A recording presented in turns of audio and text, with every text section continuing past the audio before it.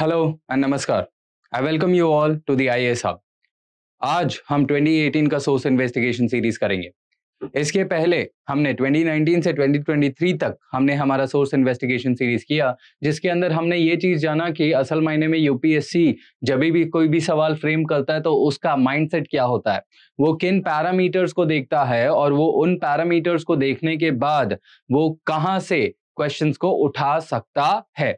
Now here मैं बस आपको एक प्रोबेबिलिटी बताने की कोशिश कर रहा हूं कि यूपीएससी मेजरली सवाल कहां से पूछता है। बहुत सारे एस्पिरेंट्स का कमेंट्स मैं देख रहा हूं कि वो यहां पर बोल रहे हैं कि सर क्या हमें इग्नू के नोट्स एक्स्ट्रा पढ़ने पड़ेंगे, हमारे पास इतने बुक्स हम पहले से ही पढ़ रहे हैं, अब एक्सेस हो रहा है, फिर कंटेंट ज्यादा हो जाएगा। सो मैं आपको ये चीज बता रहा हूं कि आपने आपने कोई एक्स्ट्रा बुक्स नहीं पढ़ने हैं।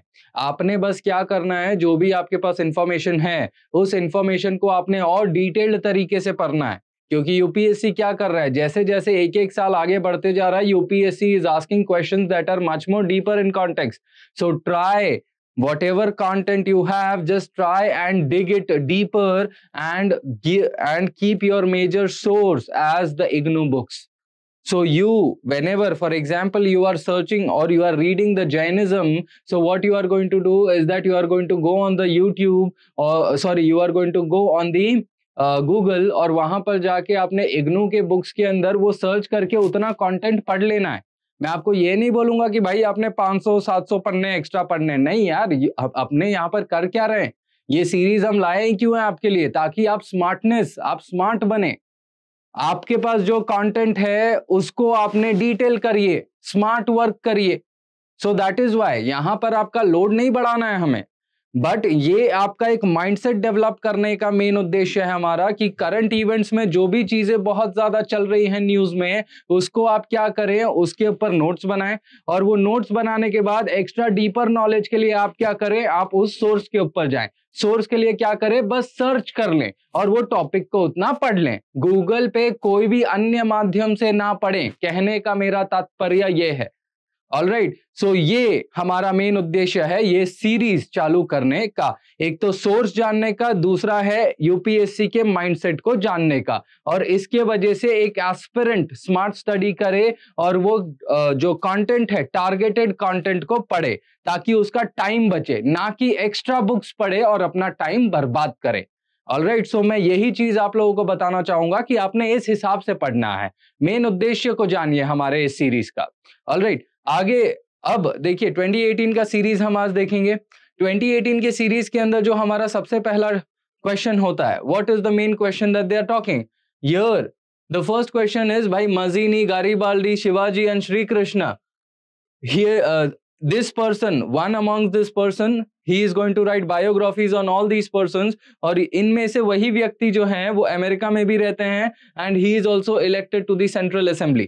अब central assembly that is Indian central assembly. अब यहां पर अगर आप देखें तो ये जो लोग हैं कौन है, माजिनी। अगर आप वर्ल्ड हिस्ट्री पढ़े रहेंगे तो Mazzini, Garibaldi, Mazzini is the person who is belonging to the Italy. आप जब इंडियन हिस्ट्री भी कर रहे रहेंगे तो सावरकर का अभिनव मित्र, जो अभिनव मित्र मेला है, ओके, अभिनव भारत जो उन्होंने बनाया था, मित्र मेला को आगे चल के 1904 में अभिनव भारत बनाया गया, तो वो कहां से इंस्पिरेशन लेके बनाया गया, it was from the Mazzini's young Italy.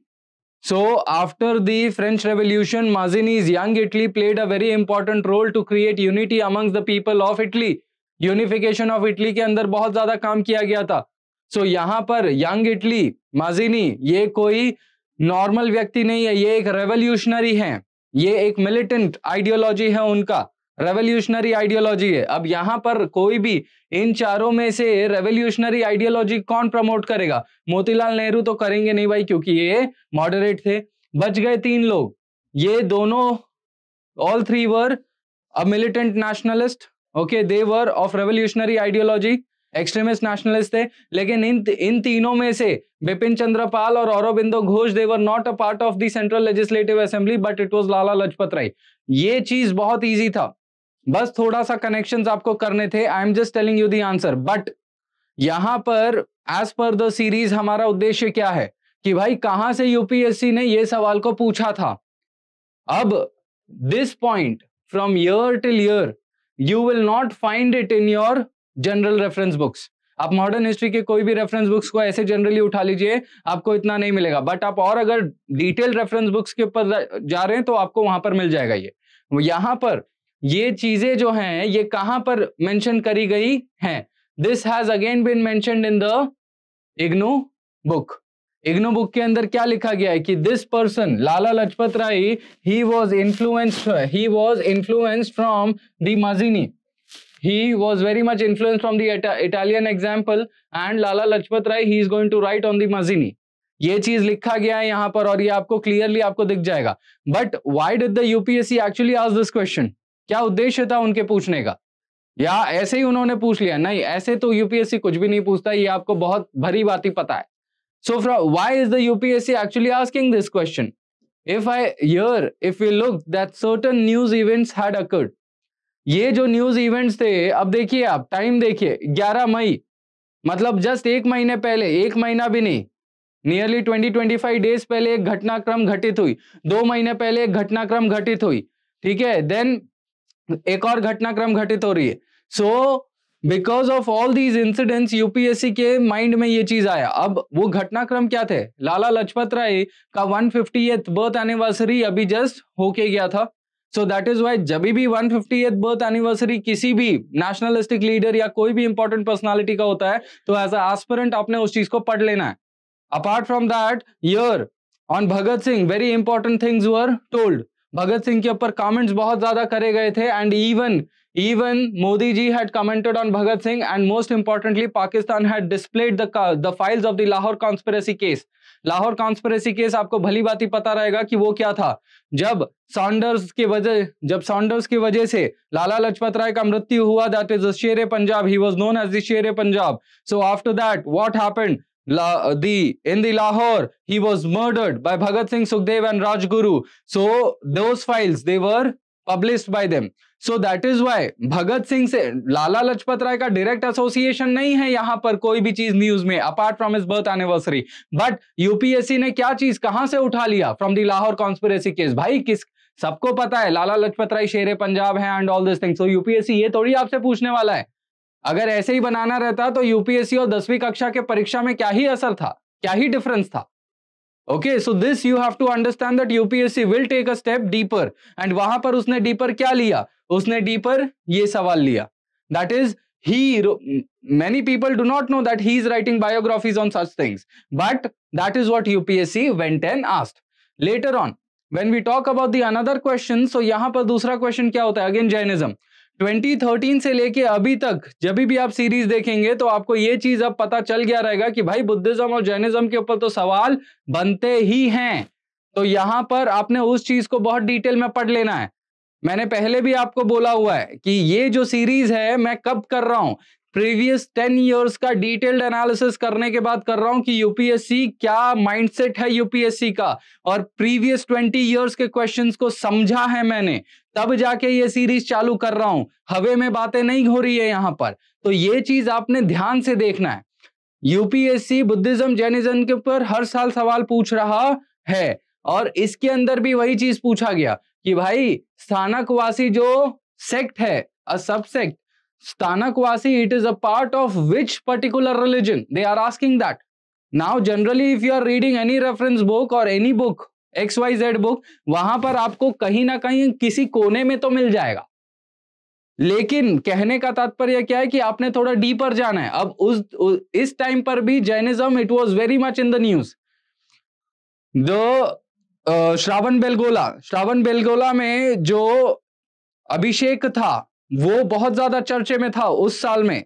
Apart from that उसी साल में बहुत सारे लोगों ने जैनिज्म के अंदर जो बहुत सारा कम्युनिटीज है, जो सब सेक्शंस है, उन सारे लोगों ने एक साथ आके एक ही मंत्र का उच्चारण किया। So a large conglomerate of Jain people, they came together and they are chanting a mantra। इसके वजह ये जो चीज है, ये जो न्यूज घटना है, ये पूरे विश्व में प्रसिद्ध हुई थी। That is one another thing। Archaeological survey of India ने कुछ नया चीज पाया, that is another thing। तो ये बहुत सारी चीजें उस टाइम पे चल रही थी। सो बिकॉज ऑफ दैट इन्होंने क्या कर लिया, जैनिज्म के ऊपर सवाल पूछ लिया। अब ये तो नहीं पूछेंगे ना कि महावीरा का जन्म कहाँ हुआ था, वो तो बहुत इजी हो जाएगा। तो इसके लिए इन्होंने क्या पूछा आपसे, इन्होंने आपसे ये चीज पूछा कि भाई सबसेक्शंस क्या होते हैं। सो अगर आप ये चीज के बारे में डिटेल में करेंगे तो you will find that Jainism के श्वेतांबर और दिगंबर सबसेक्शंस है, और आगे चलने के बाद उनके अंदर भी सबसेक्शंस आए, and one of that subsections was the Sthanakvasi sect and the another was Lonkasha sect. अब जब भी हम जैनिज्म करते हैं तो उसके अंदर हमने देखा है कि भाई भीषण पंथी है, तेरा पंथी है, और ये सब जो अलग अलग सेक्शंस बनते हैं, बट उसके अंदर भी तो सेक्शंस बनेंगे ना। मैं यही तो चीज आपको बताने की कोशिश कर रहा हूं इन द 2022 एंड 2023 सीरीज कि बुद्धिज्म के अंदर भी हमको पता है कि 4 सेक्शंस है, बट वो 4 सेक्शंस के भी तो सब सेक्शंस होंगे ना, तो वो भी तो आपको देखना है। Can't UPSC ask that? यहां पर सीधा सीधा क्लियर एग्जांपल मिल गया ना आपको कि UPSC is asking subsections. So for the 2024 prelims focus on the subsections. Okay, so that is one another thing जिसके ऊपर हम देखें। The next is going to be the diamond mines. यहां पर यूपीएससी ने क्या पूछा कि भाई इनमें से जो भी फॉरेन ट्रैवलर्स आए हैं, वो फॉरेन ट्रैवलर्स में से किसने भारत के डायमंड माइंस के बारे में लिखा है, वो चीज आपने बतानी है। अब everyone knows that India has been a land of travellers, और बहुत सारे लोग भारत में आए हैं और उन्होंने अपने अपने जो डायरीज हैं या जो भी ट्रैवलॉग्स हैं उसके अंदर लिखे हैं। हाउएवर, क्या हमने कभी इसके बारे में डिटेल किया? नहीं किया। अब यहां पर यूपीएससी का माइंडसेट समझिए, क्या सुबह उठ के अचानक से उसने सवाल पूछ लिया क्या एग्जामिनर ने? नहीं यार, ये चीज तो हुई नहीं रहेगी ना। अभी तक तो आप समझ चुके रहोगे कि कुछ ना कुछ तो घटना घटित हुई रहेगी, तभी जाके यूपीएससी ने ये सवाल पूछा। अब ये सवाल पूछने का मेन उद्देश्य क्या था? उस साल 2018 के दौरान जब एग्जाम कंडक्ट हुआ जून महीने में, उसके 5 महीने पहले हर रोज एक न्यूज सामने चल रही थी, that was Nirav Modi. Nirav Modi, Mehul Choksi scam, corporate scam, diamond scam, ये सब चीजें। सो ये जब चीजें चल रही थी यूपीएससी चाहती तो उनके एसोसिएशन में कॉर्पोरेट वगैरह उन सब वर्ड्स के ऊपर भी पूछ सकती थी, बैंकिंग सेक्टर पे क्या असर हुआ एंड ऑल दैट चीजें। बट ये जब चीज चल रही थी तो इतिहास पे भी तो सवाल बन सकता है ना कि भाई डायमंड है, तो अब डायमंड के पर्सपेक्टिव में क्या था कि भाई कोहिनूर एक आ जाता है कि कोहिनूर फिर किस किस के हाथ में था, महाराजा रंजीत सिंह आज कहां पर है, कहां पर आया, कौन से माइंस में से आया, ये सब चीजें थी। So apart from the Kohinoor diamond there might be any other thing also association with diamond जो इंडियन हिस्ट्री का पार्ट रहा होगा, and that part was the diamond mines. सो देख रहे हैं कहां से यूपीएससी ने किया। सो दैट इज व्हाट हमारा उद्देश्य है, सिचुएशनल अवेयरनेस, जो करंट न्यूज में है उस चीज को लेके उसके पॉसिबल डायमेंशंस को निकालिए, टॉपिक को सर्च करिए, टॉपिक को जॉट डाउन करिए, डायमंड से जुड़े हुए diamond mines and all that चीजें, and diamond mines in history, किसने कहां से कहां पर डायमंड माइंस हो सकते होंगे, कौन से फेमस डायमंड्स थे, किसने इन डायमंड माइंस के बारे में लिखा था, कौन से टेक्स्ट में लिखा था, कोई इंस्क्रिप्शन में डायमंड के बारे में लिखा गया है क्या। जब आप ये माइंडसेट से करते हैं ना, तब जाके आप यूपीएससी के माइंडसेट को मैच कर पाएंगे, और यही आपको सिखाने की कोशिश कर रहा हूं मैं यहां पर। So keep this mindset and trust me, 2024 का प्रीलिम्स आपके लिए it will be a piece of cake. आप बहुत आसानी से आप क्लियर कर सकते हैं। भाई 120 या 130 140 मार्क थोड़ी लाने आपने लाने कितने हैं, 95 100। इस साल तो 85 90 तक गया है ना, तो आपने तो उतना ही बस कट ऑफ मार्क क्लियर करना है। उसके लिए थोड़ा बहुत मेहनत तो करना पड़ेगा, आईएएस फ्री में तो मिलने वाला है नहीं, तो मेहनत कर ही लेते हैं, अच्छे से कर लेते हैं, ताकि और ज्ञान भी बढ़े और क्लियर भी हो जाए, simple as that. So here when we talk, ये जो क्वेश्चन है इसका अगेन सोर्स एनसीईआरटी के अंदर बस लिखा गया है through the eyes of travellers, but apart from that इतना ज्यादा डिटेल दिया नहीं है। So from where are we going to find the detail? अब डायमंड न्यूज में था तो डायमंड के बारे में आपने ढूंढना था, and one source that you are always going to refer to diamond है, तो डायमंड और इग्नू के नोट्स को सर्च कर लीजिए। सो वहां पर आपको एक चीज मिल जाएगी, दैट जॉन बैप्टिस्ट ट्रैवरनियर, ये एक ज्वेलर थे जो भारत में 6 दफा आए, और ये जब साउथ इंडिया गए थे, गोलकोंडा गए थे, तो वहां पर इन्होंने डायमंड माइंस की बात करी थी। देखिए डायमंड माइंस की बात इन्होंने करी है वहां पर. So that is one thing. Okay, so यहां पर I hope that you are understanding my objective here. So this is how you have to go ahead. अगला सवाल होता है कि अगेन देखिए बुद्धिज्म के ऊपर सीधा सीधा पूछ लिया सवाल. जैनिज्म के ऊपर हमने देखा ही. Here I am just picking up targeted questions, क्योंकि सारे के सारे 13, 14, 15 क्वेश्चंस हम नहीं कर सकते. 1 घंटे का वीडियो बन जाएगा तब. इसके लिए मैं सिर्फ सिलेक्टेड क्वेश्चंस कर रहा हूं जहां से आपको पता चल सके कि यूपीएससी का माइंडसेट क्या है. हाउएवर मैं आपको ये नहीं बोल रहा हूं कि आपने सिर्फ और सिर्फ इग्नू के नोट्स पढ़ने. नहीं, मैंने आपको ये सिखाया कि आपने करंट को लेके कैसे इग्नू के नोट्स पढ़ने, कैसे टारगेटेड नोट्स पढ़ने, वो चीज हम यहां पर प्रमोट कर रहे हैं. So understand the concept here. Future Buddha कौन है इनमें से फ्यूचर बुद्धा? अब ये आपके नितिन सिंघानिया के अंदर लिखा गया है, ठीक है, अलग अलग जगहों पर लिखा गया है, तो इसके सोर्स की मैं बात नहीं करूंगा. बट क्यों यूपीएससी ने ये सवाल पूछा वो जानना बहुत आवश्यक है. उसी साल 2018 में Dalai Lama was in the news for a long time. Dalai Lama, अब यहां पर दलाई लामा जब न्यूज में है, बुद्धिज्म न्यूज में है, बुद्धिस्ट फिलोसॉफी न्यूज में है, उसी साल म्यांमार के अंदर इश्यूज चल रहे हैं, देन श्रीलंका के अंदर बहुत सारे बुद्धिस्ट लोग वायलेंट हो रहे हैं. A violent form of Buddhism is being witnessed in the world over. So यहां पर जब ये बहुत सारे न्यूज साथ में चल रहे हैं तो बुद्धिज्म इज द मेन से ना. अब बुद्धिज्म के अंदर आपको क्या चीजें देखनी थी कि भाई डिटेल में जानना था कितने सेक्ट हैं, कितना क्या है एंड ऑल दैट चीजें, और यूपीएससी ने वही सवाल पूछ लिया. अब आप जब महायान बुद्धिज्म करेंगे, महायान बुद्धिज्म के अंदर जब आप बोधिसत्वास के बारे में जानेंगे, सो बोधिसत्वास में आपने बहुत सारी चीजें पढ़ी रहेंगी. भाई अवलोकितेश्वरा हैं, वज्रापनी हैं, द मांजुश्री हैं, द मैत्रेया हैं, आपने ये सब चीजें पढ़ी हैं. बट क्या आपने कभी उन चीजों को डिटेल किया? अगर मैं आपको एक क्वेश्चन पूछूं कि भाई Dalai Lama, today's time Dalai Lama, he is the incarnation of which of the bodhisattva, क्या आप उसका जवाब दे पाएंगे? आप अगर दे पाएंगे तो बहुत अच्छी बात है, लेकिन जो नहीं दे पाएगा तो आप सोचिए कि आप वो क्यों नहीं दे पा रहे हैं. पढ़ा तो है लेकिन क्या आपने डिटेल किया है? नहीं किया है. So how will you know that? So that is how UPSC is asking questions. It is going in much more detail. So यहां पर भी वही चीज है कि दलाई लामा न्यूज में है, बुद्धिज्म न्यूज में है, तो उसके वजह से क्या कर लिया? Dalai Lama is what? Dalai Lama is an incarnation of a particular bodhisattva, and that bodhisattva is known as the Avalokiteshvara. So here what we are looking at is the future Buddha. Future Buddha में आज के time में हम laughing Buddha भी देखते हैं. So that future Buddha और the laughing Buddha, he is also known as the Manjushri, sorry the Maitreya. Okay, the Maitreya is the future Buddha, the laughing Buddha. So the answer is Maitreya. The next question and the last question that we'll look today is the स्वराज्य सभा. UPSC को सवाल तो पूछना ही है, कैसे भी करके उसको पूछना है.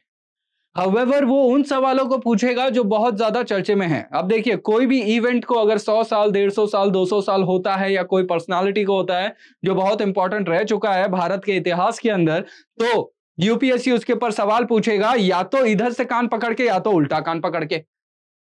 तो ऐसे घटनाक्रमों को आपने क्या करना है, बहुत ज्यादा ध्यान से देखना है और उसके बारे में डिटेल कर लेना है. कहां से करना है आपको पता है. अब यहां पर क्या हुआ कि स्वराज्य सभा, ये जनरली कोई रेफरेंस बुक में आपको इतना ज्यादा पाया नहीं जाएगा, जो बहुत फेमस है अभी मार्केट में.